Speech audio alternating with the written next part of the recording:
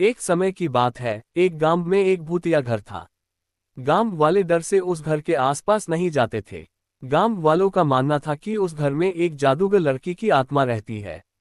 एक दिन गांव के कुछ साहसी बच्चे उस भूतिया घर में जाने का और उस घर में घूमने का फैसला किया। बच्चे जब घर के सामने गए तो देखा सिर्फ खिड़की खुली हुई है और वे सभी उसी खिड़की से अंदर चले गए। वे अंधेरे में घर के अंदर घूम ही रहे थे कि अचानक से खिड़की बंद हो गई। ये देखकर सारे बच्चे डर गए।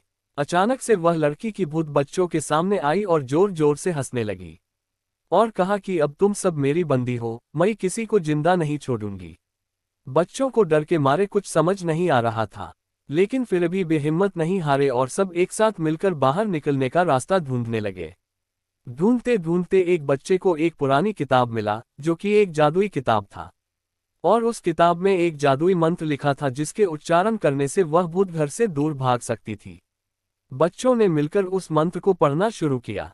अचानक से एक रोशनी घर के अंदर आई और उस भूत को साथ ले गई। भूत के घर से बाहर जाते ही घर के सारे दरवाजे और खिड़कियां अपने आप खुल गई और बच्चे दौड़कर बाहर निकल आए। उस दिन से वह घर भूत से आजाद हो गया। गांव वालों ने सारे बच्चों के साहस की तारीफ की और सबको इनाम भी दिया।